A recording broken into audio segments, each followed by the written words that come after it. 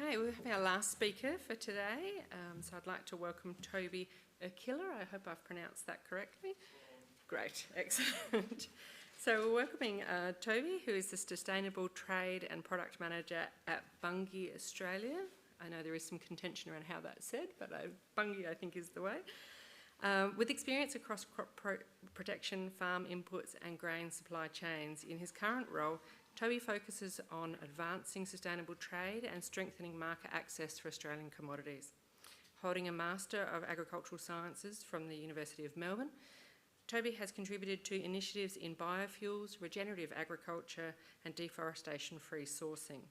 Drawing on both professional and personal connections to farming, Toby brings a clear vision for how science, sustainability and commerce can work together to shape a resilient global food system. Thanks, Toby. Thank you.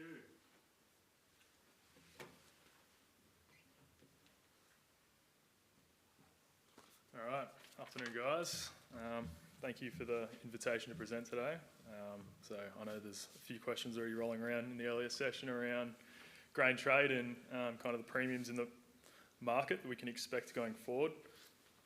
I think off the bat, I think just, you know, and I think it's been kind of a theme today, remaining locally practical whilst still being able to provide market access to our markets and remaining agile to kind of the opportunities that the markets are going to present. I think that's kind of the key focus when I look at the sustainability space and low carbon.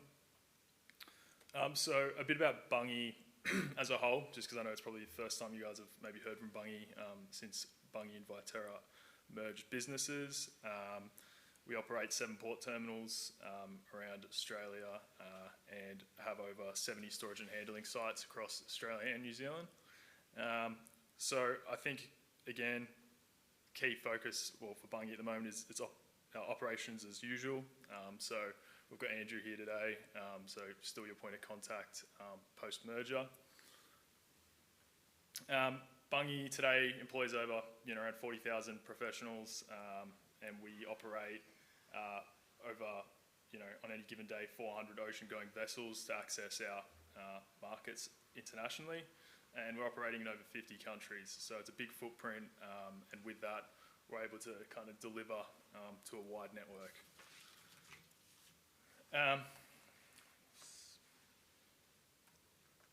So here's kind of just the footprint globally of where we operate and all the different processing, packing sites, grain mills, port terminals, and then Australia and New Zealand down there, obviously.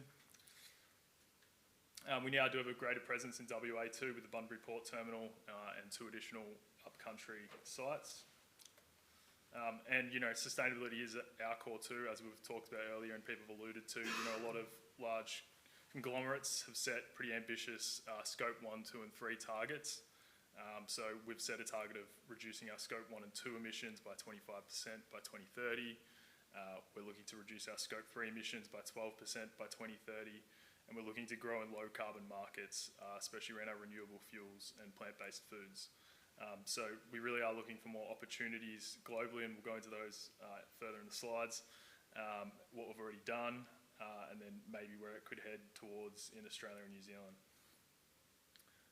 So part of that too is our responsible sourcing of commodities. So we operate out of South America, where we have done quite a lot of work around our soybean operations and ensuring that we're accessing those commodities from deforestation-free sources, and that's been a lot of work and a lot of traceability around that, but it has provided market access to our growers in Argentina and Brazil. So looking high level, that's kind of the point of this presentation today, to kind of create some discussion afterwards in the questions and answers. What is driving change? Again, this has been alluded to all of today, but just wanting to look at kind of the fundamental drivers of change in our industry and the real world examples with commitments that have been made and what opportunities they might bring to us. So I mean, for the food and agriculture industry, we can't really keep doing the same. It's no longer a viable option for our industry. We've got challenges arising from the climate change and food security. Customers and consumers are demanding more low carbon products and new regulations in the main destination markets. So I mean, the good news, as we've talked about today already, is that, you know, our SA growers are very sustainable when it comes to global standards. We're already doing a lot of the right things, and it's just about sometimes proving that, and we already do that through our ICC programs and others. So kind of looking here, what's driving change? Again, this is just meant to be a really high-level view and with some real-world examples. Obviously, we've got the stakeholder expectations and investor pressure, and obviously global warming is the driver of those things, creating this kind of response. That response has kind of come at a really high level with the Paris Agreement, which was when obviously a whole lot of government bodies globally came together and kind of made commitments around reducing our emission footprints for a lot of different countries. That has then either transformed itself into mandatory requirements in local governments, basically laws, regulations, and also created a bit of a market access requirement. So that's either in reporting and disclosure, or it can be supply chain traceability. So again, we've had people allude to today the EUDR. So the EUDR was basically for soy, palm oil, cocoa and coffee at the moment, and basically starting beginning of next year, companies must prove that they are deforestation-free commodities. So again, pretty unaffected in Australia by this initially, but again, it's just a sign of kind of this market access issue being created by these mandatory laws and regulations globally. The one you guys are probably familiar with, maybe not by its name, but the Renewable Energies Directive, RED for short. This is what we sell into our ICC program with. So ICC and Toby SVS, they provide market access into that Renewable Energies Directive program. And that program was set out, again, as part of this Paris Agreement to try to reduce the emissions coming from the European Union's energy sources. So they've set a target of renewable energy of 42% by 2030. And so the biofuels involved in that need to meet strict sustainability and GHG reductions, and so that is why we utilise the ICC program to adhere to those reductions. Closer to home in Australia, again, this was spoken about previously, but we now have mandatory climate reporting for the largest conglomerates here. So again, this is about creating scope 1, 2 and 3 commitments, and also reporting on those emission levels. And then also requiring disclosure of climate risks and opportunities that we see in the space. So again, yeah, this could create more questions for the industry in terms of, and some have already been raised today, in terms of what data will be required. I'll go into kind of my personal view on that in a couple of slides. So they were the mandatory requirements. Think about this high level picture again. This is what laws and regulations. Now if we look down a level, kind of the voluntary commitments. So, you know, our low carbon market opportunities are being driven by the food, feed and fuel industry, as well as the regulatory pressures. A lot of our retailers are seeking to lower their supply chain emissions, and so that is driving the demand for these low carbon opportunities or commercial opportunities or partnerships that we may be able to create. So if you look at some of the big global players, you know, you've got your Heinekens there and your Nestle's. Both big commitments for net zero by 2050, 2040 respectively. Commitments around deforestation-free supply chains, and then probably of key interest here, you know, sourcing 50% of key ingredients through regen ag methods by 2030. So it is creating, this is market opportunities, it's not restriction or market access, it's further opportunities that may present themselves down the line. Again, same with Heineken, increasing sourcing from low carbon farming programs. So they're quite interested in how they can acquire wheat, palm, soy, barley from farms that are implementing some of those regen ag practices. Closer to home again, looking at Qantas, they've got big ambitions around the SAF space, so sustainable aviation fuel. They want 10% of their SAF, to make up 10% of SAF by 2030 in their fuel sources. This could have huge, probably implications in the domestic fuel market. You know, potentially 2 million tonnes of canola seed could end up staying in the domestic market to meet that 10%. So again, potential opportunity there for canola, I think, domestically. And then Woolworths. So Woolworths, again, similar, net positive by 2050. and then no deforestation.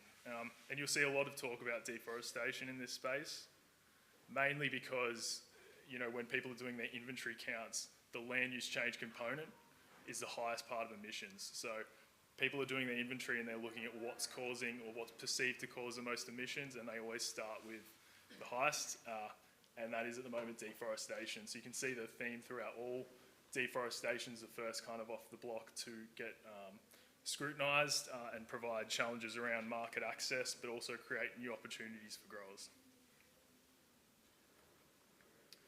So in terms of what we offer more locally, Toby SVS, again, this is an access certification into the EU Renewable Energies Directive, into the biofuel market. We have an ICC, again, for canola, wheat and barley, as well as our Better Cotton initiative.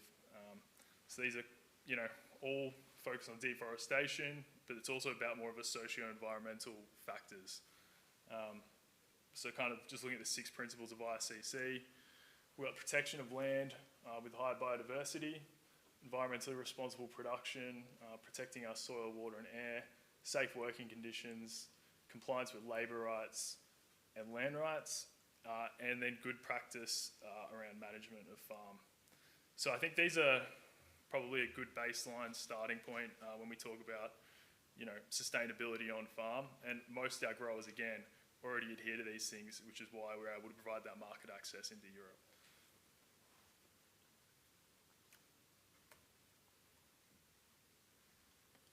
So in terms of, I guess, trends and demands for low carbon commodities, and again, addressing some questions that were probably raised before. So I guess just trying to go really broad and high level here, we kind of have 4 real different pathways or 4 things that can be given or requested by commercial partners. A lot are happy with the national inventory value, so a sector baseline study. And these may be something conducted at the highest level of government and a report on the whole industry. So macro level baselining, and that then provides a comparison point to other markets. So very broad and good for policy and trade, but maybe not for individual product level claims. We then have our default values, which often use regional averages or state-based averages, and then base themselves off generic supply chain data or databases. This is probably appropriate at the moment for a lot of the Scope 3 reporting compliance requirements. And again, quite a broader high level. And then as we work our way down, we've got the hybrid model, which is again a mix of kind of farm survey data, so not too probing, but high level survey data mixed with some default values from databases, and then that provides a level of comfort to trading partners and enables some premium discovery in the market. And then obviously the most granular level you can get to is, as we've been addressing today, getting right down to that actual value from a farm and primary data. So just an example of kind of the conversations these can kind of spur in the market. We had recently the Canadians put out a report of the Canadian wheat carbon footprint, and this did raise questions in the industry, and you know, we got questions around Australia's performance. They call into question and compare Canada versus Australia versus the US, and back that up with kind of a high national level viewpoint.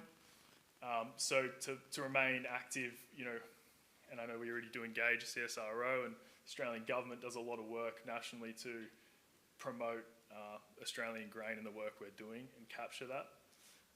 But it is, these type of reports raise questions all the way back through the industry.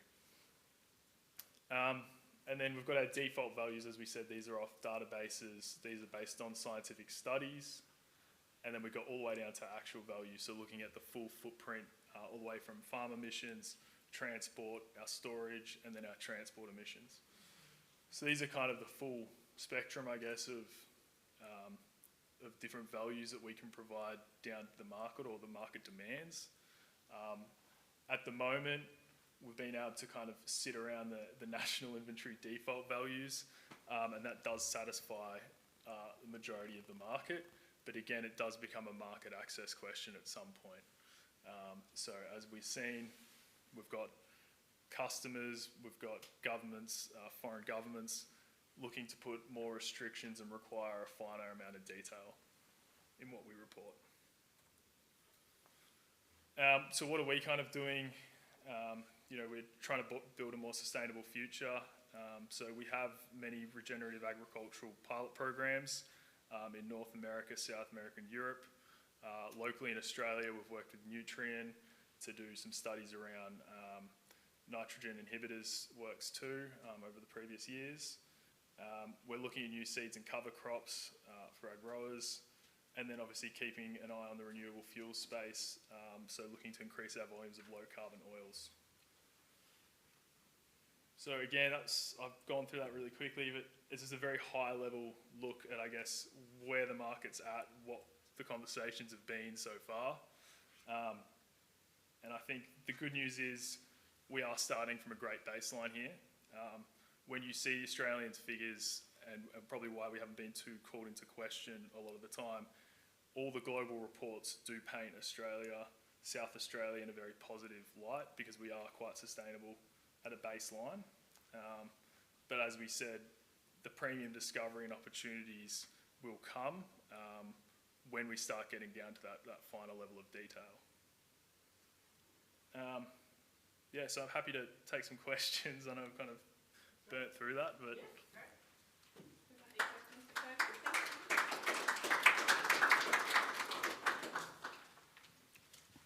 Any questions for Toby? No? I've got one. When do you think there's going to be a push to go from that national scorecard type approach to that we're going to be at the other end of that chart that you had, where it is going to be farm-based data? Like, what's the time span you think? I realise this is a bit of a guess, but yeah. I mean, a lot of it, as we've kind of said, is driven by legislation too. So, and as I said too, I think our national inventories are quite good. And so until we kind of we have seen opportunities in the market previously, and there are tenders out there on the market currently for products that can prove a low emissions value or score on farm. But it's about commercial viability and the extra work required from the growers, and then passing that along the supply chain. So there is costs involved. When it becomes commercially viable is probably a separate question entirely. But I think, there is a pathway with regulation. When it becomes a market access question, that's probably when we'll see a quicker shift. With ISCC into our biofuel markets at the moment for canola, our averages that we use, our national averages, that's on a 5-year kind of recognition by the European Union. So that will run out at some point, and there is a question or not whether or not they will renew those default national averages, or whether they'll start wanting to shift to something more on-farm regional level. So, we are beholden, obviously, to international regulation.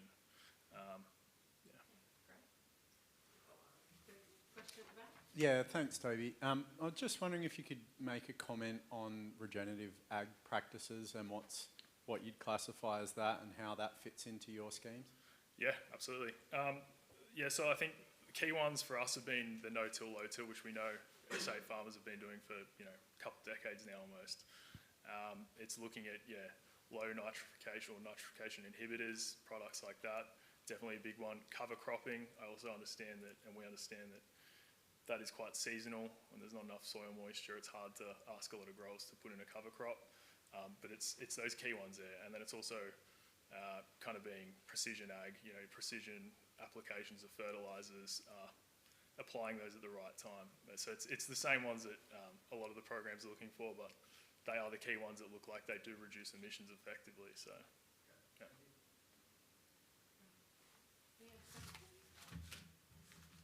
No? All right. Thank you very much, Joe. Thank you.